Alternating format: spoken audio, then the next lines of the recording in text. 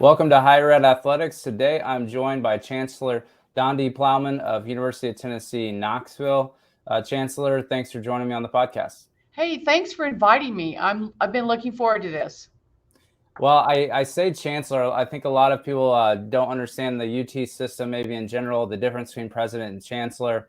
Most of my audience are athletic directors or administrators. So can you maybe just start by just explaining what that is Sure. and who your president is and that as well? So, University of Tennessee, Knoxville is the flagship campus in a system, the University of Tennessee system. And the president is over the entire system. So, I am the chancellor of this campus. So, each CEO of the campus is called chancellor. And it's kind of a common it's a common title. Like, for example, in the SEC, Greg Sankey always refers to our presidents and chancellors because Vanderbilt is a chancellor. There's several of them, and it just I don't know, I don't know why they get started one way or the other. But so I run the campus, and Randy Boyd, who is the president, is over the whole system, and it works really well here.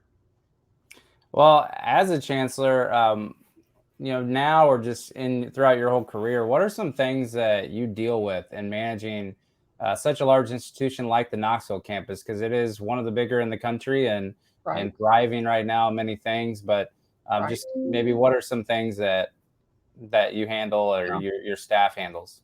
So the chancellor is really, I'd say the first thing, I'm really responsible for the overall vision and direction of the campus.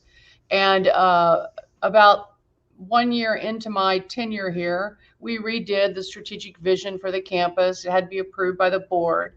But that's sort of the biggest thing. And that gives us a framework that we use for decision making. But, the chancellor is also responsible for the budget, for requests to the state legislature for items during the year, for the kind of the spirit of the campus. Here, I really focus a lot on student well-being, and I'm out and about with students a lot. But those things for the chancellor, the budget, the strategy, the overall vision, I think those are like the really three big things. But of course, everything that happens on a campus, ultimately, I'm responsible for it. So, I always kind of say you're one tweet away from serious problem. You just, in this world of social media, anything can become a big issue. And so I would say kind of managing the let's don't have this become a crisis part of the job, is also something all of my colleagues deal with every day. Well, I want to also talk about one initiative you had was the UTK Campus Advisory Board, and Yeah, I wasn't sure if this is something you had started or was already in place before you. But can you maybe explain who's sure. involved in that, and then what the whole process and purpose is? Sure. The previous governor, Governor Bill Haslam, before he left office, he reduced the size of the Board of Trustees, which managed the whole system. They have the judiciary responsibility, the authority on approving programs and things. And then he set up, for the first time ever, an advisory board for each campus. And so they are governor appointed. There are 5 people appointed by the governor, and then we always have a faculty representative, which I select with the help of the faculty senate, and a student representative. So it's a small board of 7 people. Like mine is meeting this Friday. We usually in the falls before a football game, and I really, they're responsible for two things, and then I try to use them as feedback for the chancellor. They're responsible for approving the budget, the tuition. Like if we want to raise tuition or raise fees, we have to take that to the board and get their approval. And then it goes to the big board of trustees. The second thing they're responsible for is approving the strategic plan for the campus. So those are their two official responsibilities. Outside of that, I always want to keep them updated because they're ambassadors in the state, but I also use them as people that I can get feedback from. And I call individual members of the board throughout the year.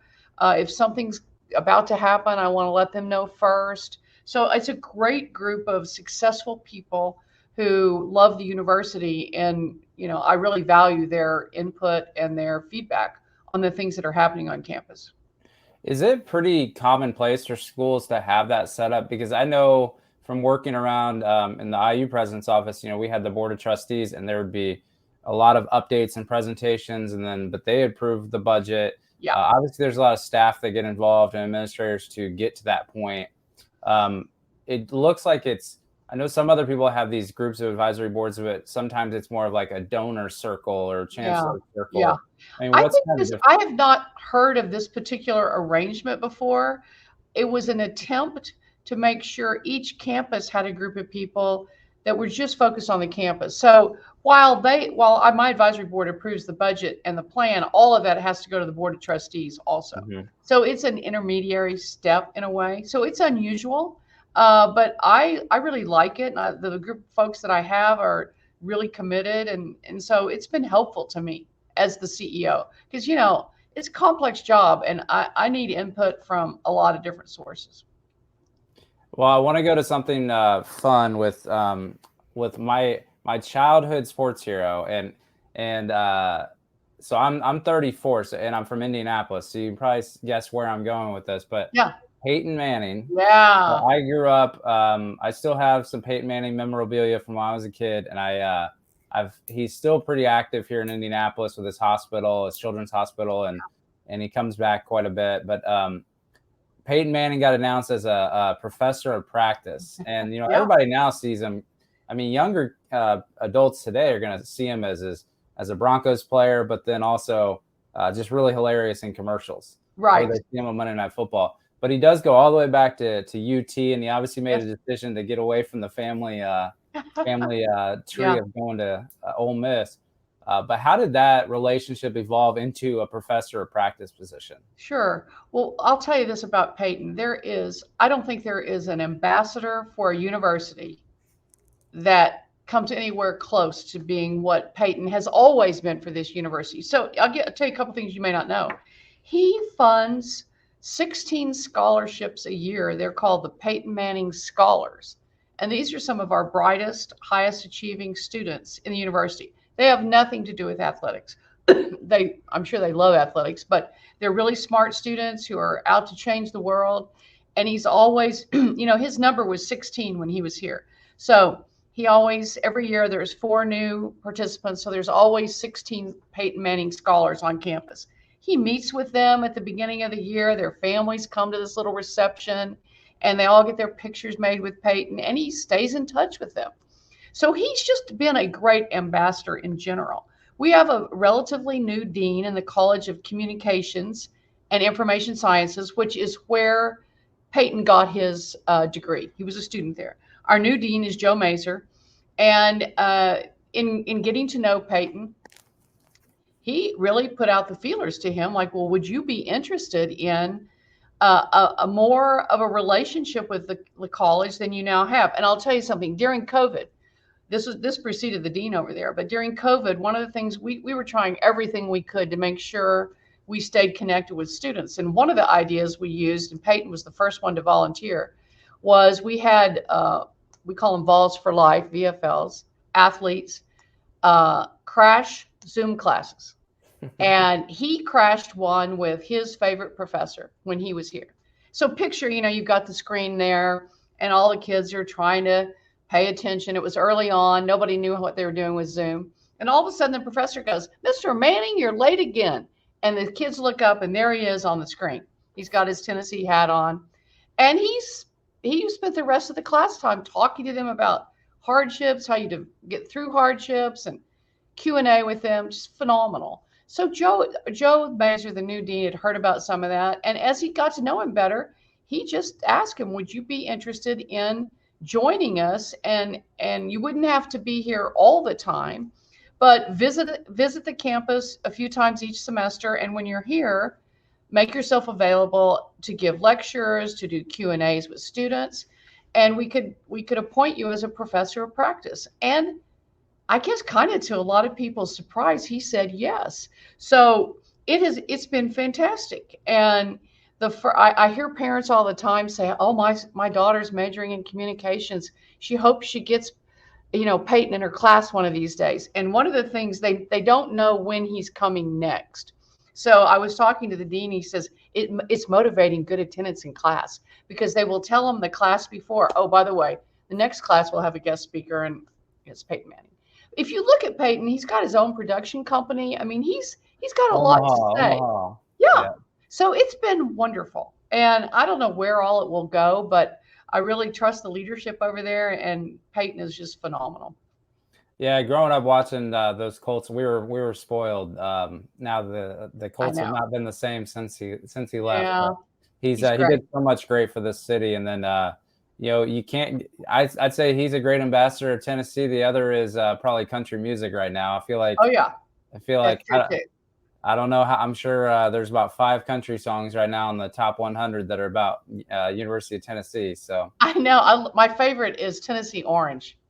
Yeah, Megan Maroney. It's a good song about Morgan Wallen. Great song. Yeah. So that can be played every time UT plays Georgia, I guess. So. Yeah, that's coming up not too far in the future. Well, speaking of athletics, so now we are going to move into an athletics question. Everyone that listens to my podcast knows the White family. I mean, so Danny's dad, legendary athletic director, his brother's athletic director at FAU, his other brother's a high-level basketball coach. And, one thing I always found interesting was that he has his doctorate, he has his PhD, and that I watched an interview. I think you were with, I forget which one it was now, but you said that, Danny goes to these other events on campus. And I think any great AD knows that you need to go to those events on campus, especially if you're on the cabinet. And I just we all know his rebuild at UCF, and not to call it Central Florida. I remember we're always told call it UCF. Yeah. But why do you think he was able to get the buy-in from Knoxville, especially with everything that was going on whenever he came in, and then bringing his own football coach with him, and then just building this up? Because it has been a crazy turnaround for success. Yeah, it's been wonderful. One of the things about Danny, by the way, he has an MBA also and a PhD. So he can talk finance and numbers. He's really good with that.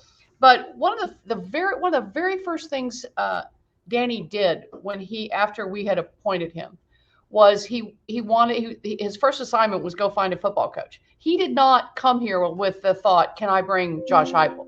That was not part of the deal. He went and met with the football team, and he said to them, it was like late one afternoon. He goes, I want you to elect 2 people for each position area, and get out your phones. You're going to do it right now. And he had a group of about 8 or 10 students that he met with the next day, and he wanted to hear from them. Talk to me about this football program. What do you like? What has been hard for you? What do you want to be? What matters to you? And I had never heard of a coach, an AD, doing that. It was phenomenal. And so the first buy-in he got was an initial buy-in from these players who think about their world. The coach that had recruited them here, or maybe they'd been recruited by 2 coaches ago, both gone. And now this guy's actually sitting down and saying, tell me what you want to see in this football program. And he got great feedback. And he was interviewing. He interviewed a number of people. He kept coming back to, he said, when I think about what those players said to me, we want to score. We want to win. We want to have fun. Those are the kind of things that Danny shared with me. He said, I just keep thinking about Josh Heupel. So I think the first thing is Danny listens. His first instinct is not, I know how to do this. And he does, but it's not, I know what you need. And then he turned around and did that in terms of getting here and getting to know the supporters, the fans, not just the donors. He got to know them, but also getting feedback from fans. So he right away wanted to create a new strategic plan for the athletic department. And he had, 75 people over in athletics involved in that process, a lot of different committees. He had boosters on some of those committees. He sent surveys to ticket holders, really seeking people's input. And I just think that was very impressive to people. People like to feel like somebody actually cares about what I think. He also, if you watch him on social media, sometimes the fans will come out and say, can we have a watch party before the baseball game? And Danny will say, am I hearing that people want a watch party? And then he does it, so it feels like he responds. That's happened several times. Yeah. And so I think that was a big factor. Then, of course, he gets here, and Josh gets to work and players get happy and we start having some success. And, that's sort of, the rest of the story in a way. It's really been exciting. The social media one is a good example I saw was the Vols signs that hang from the top of the stadium. Yes. And I think someone had asked him like an explanation of like, where are those at, or why are those coming back? And so just stuff like that. And that's exactly right. He might go at a response. He won't just let it sit there. They want to checkerboard the stadium. And, that's an additional thing to get that organized. But so he responds. He didn't respond to every little thing, but there's a sense of responsiveness and he wants a great fan experience. So he's also wants to preserve the best of our traditions, but also try new things. So, we've got a DJ at football games. Some people think it's too loud right where I sit, but it's just electrified the student section. And, so that's been fun to see that happen. Well, you are also I saw an organizational scientist and builder. So it's kind of natural. He's always been described as this builder. And I think I watched him on an interview when he was talking about building at UCF, about how he just can't keep things the same. Like he just can't, when things are going, he likes a challenge or something like that. Yeah. And so when you got to Knoxville in 2019 to Rocky Top, you had to kind of look at things too. And so what and how did you examine what actually needed to change on your side, campus wide, before Danny even got there?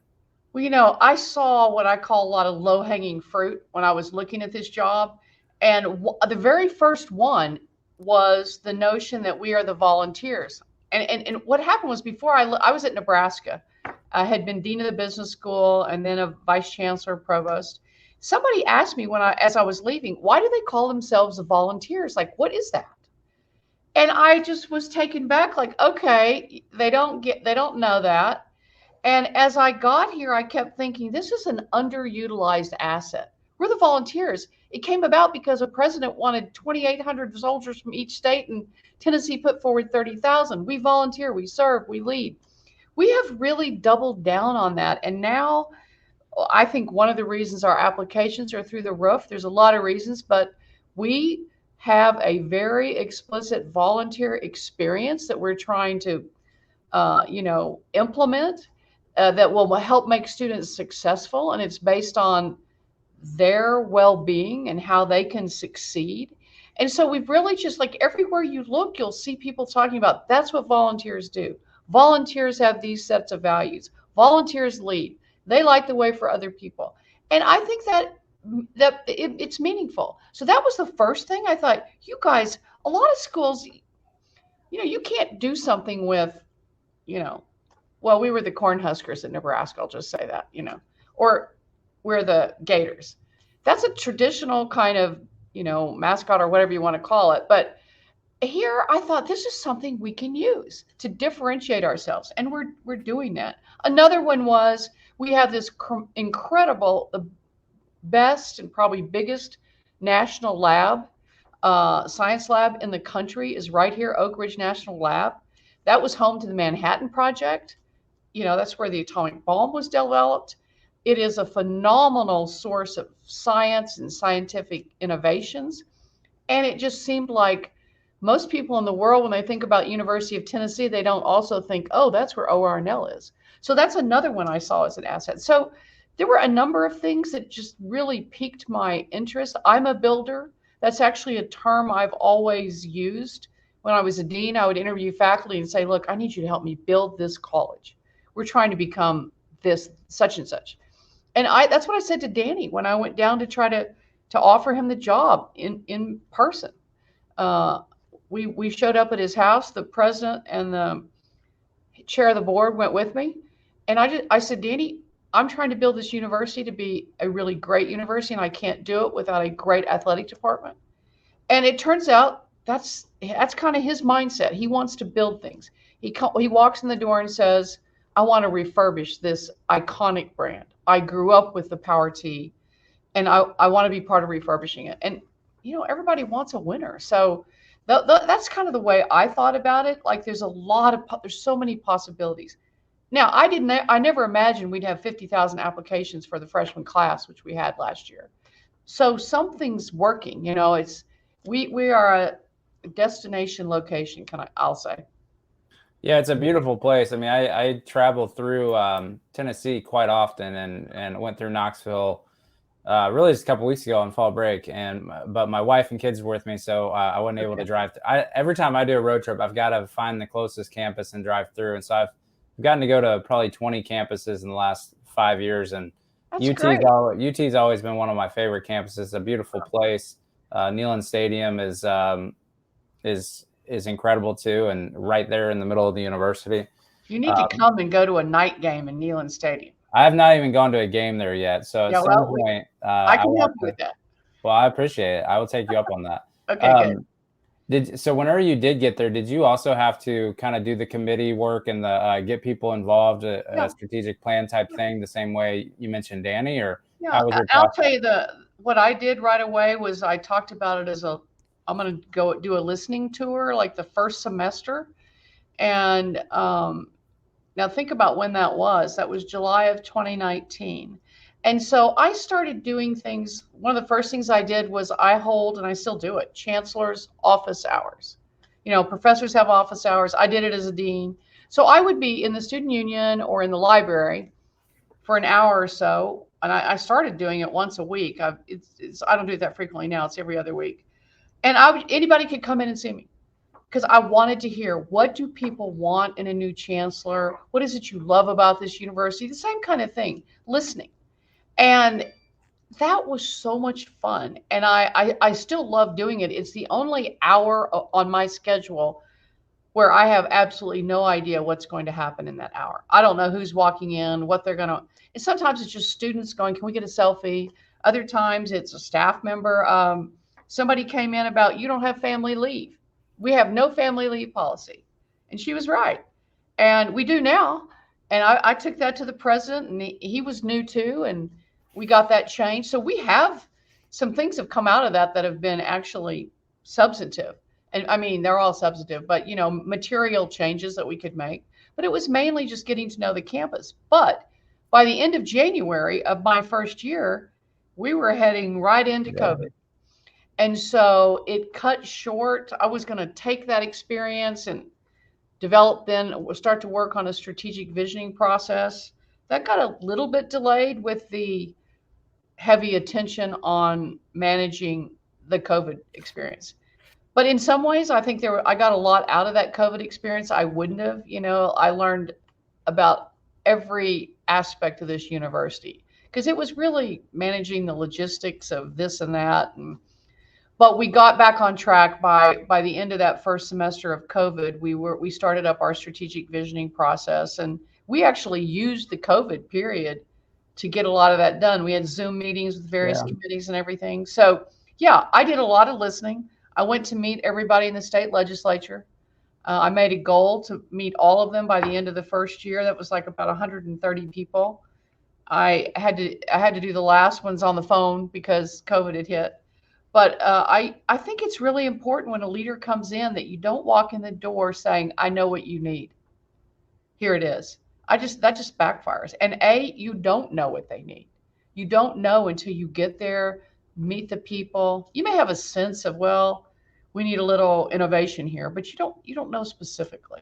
So that kind of characterized my first 18 months was getting started, then COVID, then restarting a visioning process.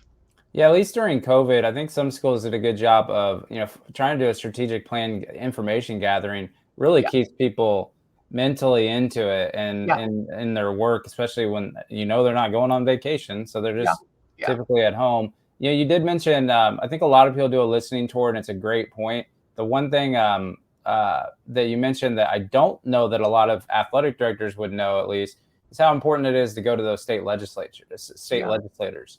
And it's, no one wants to say politics, but I mean, it is important to have those conversations because a lot of your legislators probably are alums. Well, they are.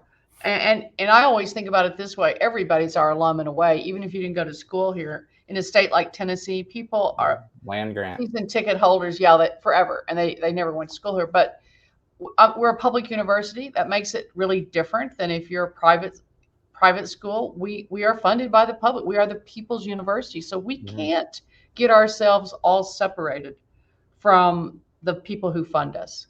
And so that's a really important relationship. The president really works at that on behalf of all the campuses, but each chancellor is working with our delegation and with the whole delegation to advocate for higher education and for what we need, and to try to be responsive to what they're hearing from their constituents. Well, I got a couple of questions left, and then I'll let you get back managing UT-Knoxville. Okay. But we just talked about kind of change management, and you've mentioned some of these recommendations. Just if people are listening, they can pick up what you're talking about. But say you're talking to someone new to a leadership position. It could be a dean, president, athletic director, about how they can come in and analyze the place to know what needs to be changed. And so just general observations or maybe advice that you would give. Well, it depends on the scale of the organization. So when I was a new dean, somebody gave me some really good advice, which was go sit down with every single person in the college, go to their office, shut the door and say, tell me about this college. Tell me what needs to change. Tell me what you love doing. And people just pour their hearts out. And you learn so much. I did that as dean. I would recommend it to anyone. Now, when you come in I remember I got moved up after 6 years to a vice chancellor role. And I went to my assistant and said, hey, I'd like to have a town hall meeting of everyone that reports to me. Could you get me a printout? Well, she came back, it's like an inch thick. And I realized, oh my gosh, when you're provost, like most of the campus reports to you. So I was going to have to do it some way else. One of the things, I started using social media, both when I was a dean and then as a provost, to try to scale my leadership style. So what does that mean? Like, I've always been a leader who is accessible, who I try to have a warmth about me, sense of humor, humility, sort of. Well, if you watch my Twitter feed or my Facebook post, I think you'll see that in there. I want people to feel like they know me, even though I'll probably never meet them. And so I think the scale is a really important thing, but people want to feel like they matter and that they are connected to where they came from. So alums, and even if it's not alums, connected to the university they've always loved, So that's something I would really recommend is you've got to get to know folks.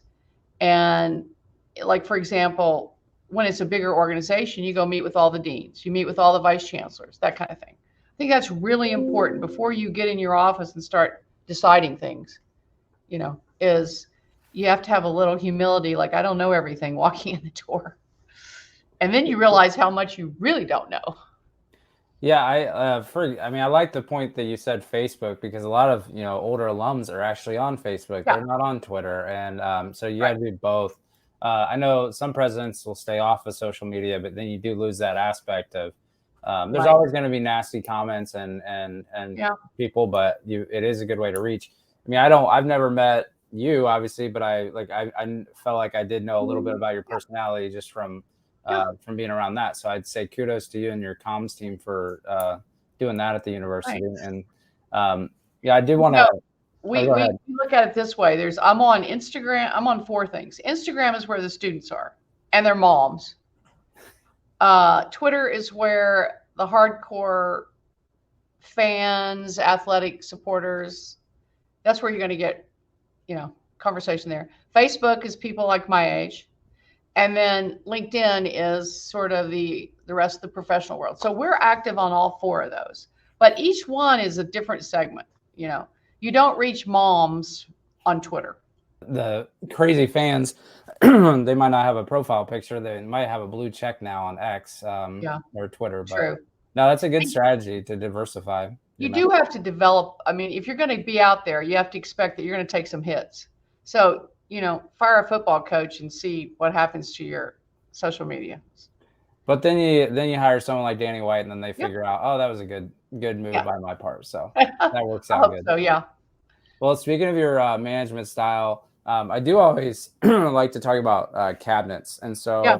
so, what does a Chancellor Plowman-led cabinet meeting look like? And then also, I think a lot of chancellors and presidents like to meet individually as well. So, just maybe Yeah, the content of that and frequency. sure.